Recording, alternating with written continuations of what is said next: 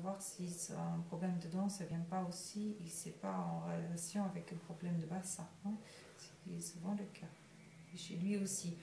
On ne sait pas si c'est d'abord les dents qui sont à travers et qui font avec une... Ils sont liés, la mâchoire elle est liée avec une grande fascia, une petite peau de l'intérieur jusqu'au bassin. Des fois, c'est le bassin qui se met à travers et la mâchoire suit, ou c'est le contraire. La mâchoire se met à travers et le bassin suit. Hein.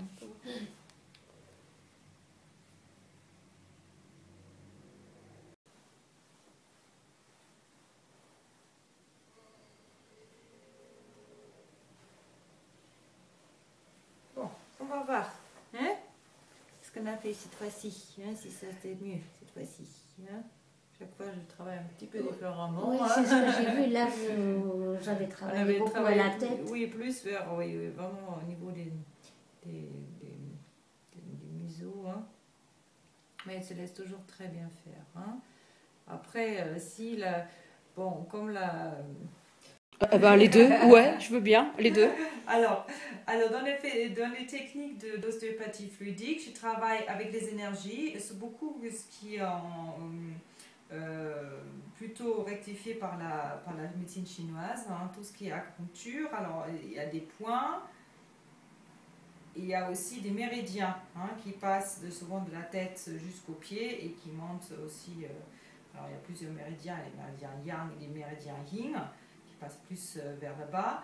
Mais par contre, c'est vraiment avec une technique d'ostéopathie fluidique que je travaille sur tout ça. Hein.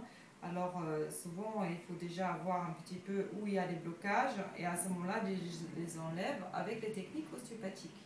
Hein.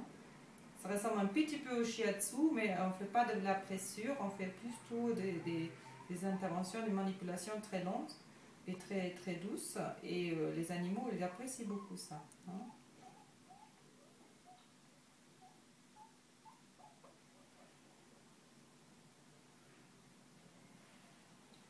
Alors, par exemple, pour un cochon-d'Inde qui a des problèmes de bouche, il y en a des fascias qui partent de la mâchoire, qui vont jusqu'au bassin. Et souvent, j'ai aussi bien une déviation du mâchoire que du bassin. Alors, à ce moment-là, il faut manipuler sur les deux. Des fois, on ne sait pas où ça a commencé. Des fois, c'est le bassin plutôt qui a basculé et qui met tout à travers. Alors, this kind of osteopathy, I use most of the time knowledge of the acupuncturing techniques. I work on points and on meridians, but with techniques of osteopathic techniques.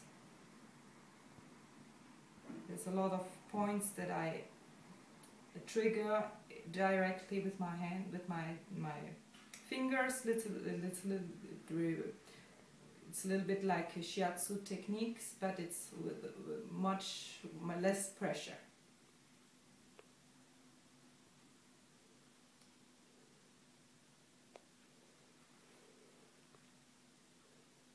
I follow on with the fascial techniques, I follow the meridians, I think in English, and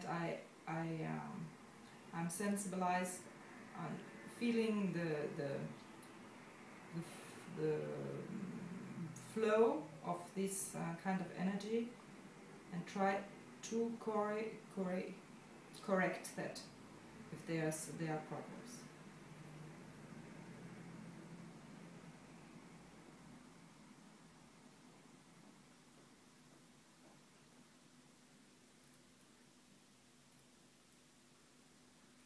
As there's often symmetry between the problems of the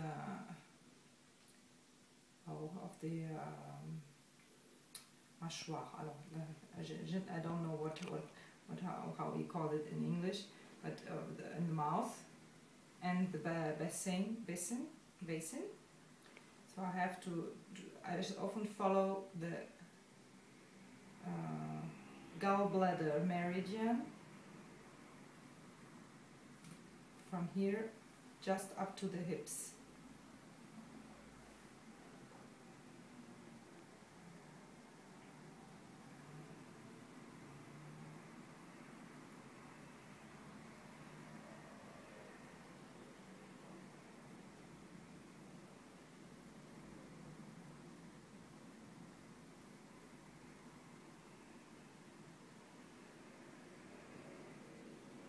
Kind of combination between Eastern and Western techniques is very good accepted by the animal, and it allows me to have a diagnostic and the treatment in the same time. I wrote an article about this, it's called East Meets West, in a German journal of natural medicine. In the veterinary medicine.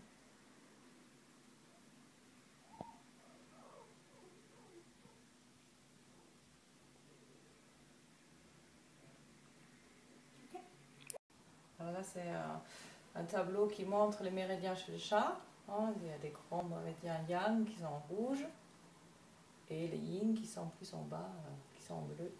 Tout monte à la tête et descend après dans les pattes. Ok.